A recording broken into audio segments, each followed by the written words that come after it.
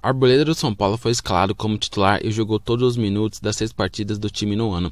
O zagueiro não foi substituído pelo técnico Diniz em 2020. Desde o período no qual apareceu com a camisa do Palmeiras durante as férias em dezembro, Arboleda adotou o silêncio e não deu entrevistas. O zagueiro foi multado pelo São Paulo e pediu desculpas. Lugano classificou o gesto do equatoriano como ingenuidade e burrice.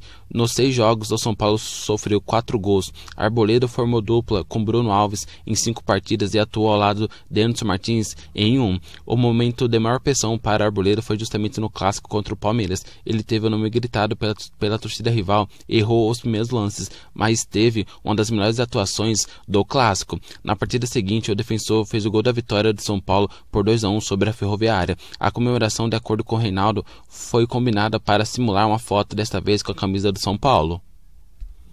Nos 6 jogos em 2020, a pior atuação de Arboleda foi na derrota por 2-1 para o Santo André. Na ocasião, ele falhou na recomposição e no posicionamento em um dos gols do time adversário.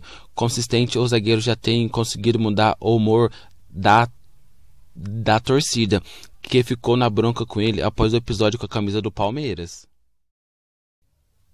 Como a performance do ataque do São Paulo é alvo de críticas nesse início de temporada, Pato e Pablo passaram a ser os principais candidatos para perder uma vaga com o retorno de ontem, após defender a seleção brasileira olímpica. No entanto, o Ajax ainda não solucionou as pendências burocráticas em relação à contratação do jovem de 19 anos, e por isso os dois podem ser mantidos no time titular de São Paulo na partida de amanhã contra o Oeste. Antony já realizou exames médicos na última terça-feira e o São Paulo enviou toda a documentação para a Europa. Os holandeses podem ainda tem tempo para concretizar a transação. Segundo o Sport, a transferência e a liberação do seguro podem ser concluídas até o dia 25 desse mês.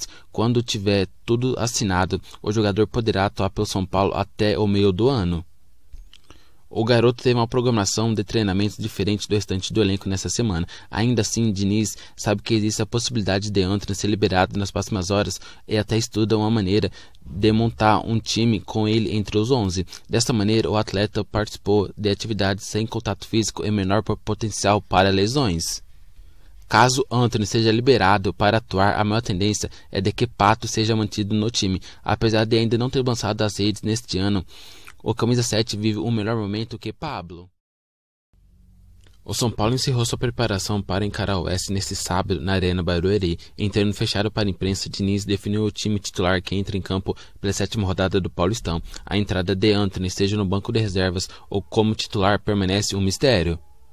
Antes de ir para o gramado, o elenco assistiu a alguns vídeos apresentados pela Comissão Técnica Prática Comum desde a chegada de Diniz ao clube.